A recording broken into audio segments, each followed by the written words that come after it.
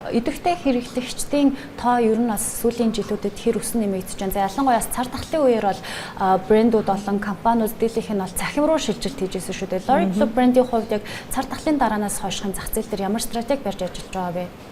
За мэдээж бол дэлхийд даяар цар тахлын үед бол мэдээж бүгд одоо зогсоог байдалтай болсон.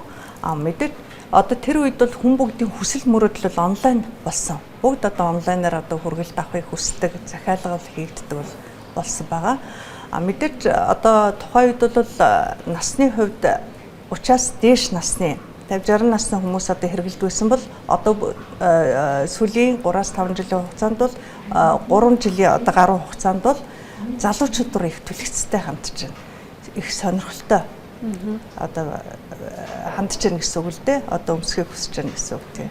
Нийт худалдаа авагчдын хэдэн хувь магадгүй залуучууд байгаа. Энэ талаас компани дотоод судалгаа байгаа. Судалгаа байгаа. Одоо сүүлийн үед бол нийт одоо худалдаа авагчдын нэг 15% бол одоо дандаа залуучуудын дунд сургуулийн хүүхдүүд одоо маш ихээр сонирхож орж ирж байна. Тэгээ бас залуу үедээ зориулсан дизайн загварыг одоо үйлдвэрлэж байгаа учраас бас тэдгээр залуусын сонирхлыг бас их татж байна гэж бол үзэж байгаа. За 2024 оны сүүлийн санхүүгийн удирдалд дуусах чинь тэгэхээр танаа бас брендийн хувьд энэ оны борлуулалтын төлөө өнгөрсөн онтой харьцуулахад хэр өсөх төлөвтэй байна. За эх онд бас энэ тренд хэр үргэлжлэхээр байна. За мэдээж бол нодлон жилийн 23-4 оны байдлаар бол одоо ер нь өмнөх жилийнхээс бол нэг 10-аас 12% бол өсөлттэй бол явагдаж байна. Цаашд бол мэдээж бол өснө гэж бол харж байгаа. 15-аас одоо 20% өсөлттэй. Мэдээж бас олон улсын хэмжээнд одоо сая цар тахлын дараагаас бас энэ олон улсын геополитикийн нөхцөл байдалтай холбоотойгоор ялангуяа тансаг зах зээлийн компаниуд одоо зардлаа танах гэдэг ч юм уу тиймэрхүү арга хэмжээнүүдийг аваад бас зах зээл бол нэлээдгүй өөрчлөлтөд орсон маа шүү дээ.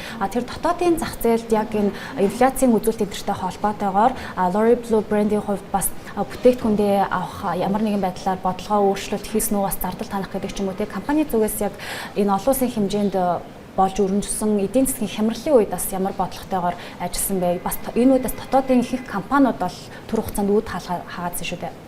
За ер нь бол аливаа бизнесийг эрхлэхэд бол тогтвортой байхад бол өөрийн гэсэн байр суурь тий өөрийн гэсэн үйл хөдлөхөөр бол аягүй чухал байдаг гэж бол сая ковид үеэр бол харлаа штэ. Тэр үед бол манайх өөрийн гэсэн одоо байр савтай учраас ямар ч эрсдлээс бол агаагүй хэрэглэгчтэй аюулгүй эрсдэлгүй байдал бизнес эрхэлж байгаа. Ер нь бол энэгээр бас нэг онцлог болов гэж бодож байна. L'Oréal офис ч гэсэн би яагаад бол айх эрсдэл байхгүй. Итали улстай хамгийн том үйлдвэрт ордог үйлдвэр. Тэр бүтгээл одоо L'Oréal брэнд үйлдвэрт олон одоо лакшери брендийн захиалга одоо захиалгадж хийгдэж дэлхийд даяар одоо ингэж худалдаалагддаг байгаа.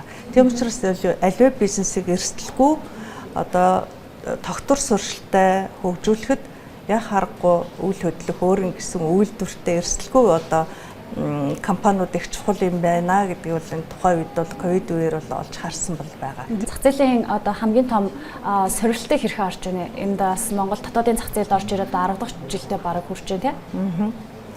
За сорилт бол мэдээж бол байлгүй яг маш их үр дүн хөдөлмөрийн үр дүнд бол 10 жил одоо болж хөгжиж суурьшиж бол байж байна.